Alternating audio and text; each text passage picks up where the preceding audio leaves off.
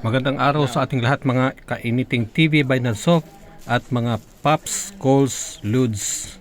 Unboxing muna tayo mga Paps, mga Ludes. Ang device na ito ay gamit na gamit po sa mga mayroong Wi-Fi bendo, mayroong mga IP camera, yung mga CCTV po na direkta na po sa may data switch. Dito po hindi na po natin kailangan ng external power, no? Direkta na po siya sa LAN port ng ating data switch dahil ang device na ito ay mayroon na po sariling power. Dito po pwede nyo po isaksak ang mga external antenna po ninyo sa inyong mga Wi-Fi bendo na may voltage na 48 volts at IP cameras ng CCTV na 12 volts. Automatic na po kasi ito nag-a-adjust kung anong voltahe po ang kinakailangan ng ating device. As long as compatible po yung device, dapat po yung isaksak yung device dito ay compliant po sa 802.3 AF/80 PoE Plus standards. At ang konsumo ng apat na mga device ay dapat hindi dalagpas po ng 40 watts. Dito rin po mababawasan na po yung mga naka-plug po sa outlet dahil ito na po ang centralized power supply. So ayan, busisiin na natin to. Buksan na natin tong kanyang kahon para makita natin yung loob nito. Okay, medyo nakabalot pa ng plastic. Ayan, so makikita nyo yung kanyang description, no? 5 giga port, desktop PoE plus switch. Big sabihin, yung apat na port niya po ay mayroong power na kasama. Tapos diretso na po siya data switch. Kapag nagsaksak na po tayo dito ng external antenna ng Wi-Fi bendo or IP cameras, automatic po yan magbibigay po ng power supply. Then makikita natin sa LED indicator bawat port may lalabas na green light. Yung sa isa naman magiging orange kung yung ating device na sinaksak ay hindi po siya giga LAN port o giga connection. Ngayon kung giga connection naman yung device na sinaksak natin, magiging dalawang green po ang iilaw sa bawat port. Ngayon pag nagsaksak tayo ng hindi gagamit ng power ay hindi po mag-iilaw po yung isang green. Like po magsasaksak po tayo ng laptop or desktop computer, hindi naman siya kailangan na may power.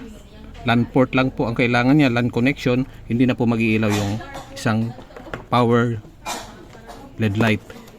Okay, buksan na po natin itong karton na to. Tingnan natin ang laman. So, okay, yan, may mga brochure, warranty card, saka mga guide po sa installation. Ito po mismo ang kanyang device, yung malapad. May power supply na rin siya. At mayroon din siyang power cord. Yan. So yan, maliit lang siya, no? May 5 LAN port. Yan. Sa likod makikita mo yung kanyang power input. Saka yung adapter niya ito. Isang power na adapter na ito ay magbibigay na po ito ng 5 power supply sa apat na device na isasaksak po natin diyan. So okay. So ito naman yung kanyang power cord at ito naman ang kanyang pandikit po sa ilalim para hindi gumagalaw, no? May sticker siya na may rubberized sticker. Okay. So ngayon testing po natin kung nagpa-power ba ito, para kung hindi ibabalik natin sa seller. Ngayon, isaksak na natin itong kanyang power cord sa kanyang power adapter.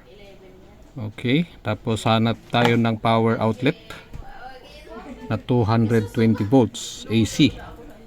So ayan, nasaksak na natin siya sa power outlet. Saksak na naman natin itong kanyang DC plug dito sa kanyang power input. Titingnan natin kung magpa-power. Ayan, nag-green. Yan ang power lead niya. Umiilaw siya. Ngayon, pagka umilaw naman lahat, ibig sabihin gumagana po ang kanyang LAN port. Ngayon ipapakita ko naman sa inyo kung paano ko po siya kinabit o paano ko siya ginamit.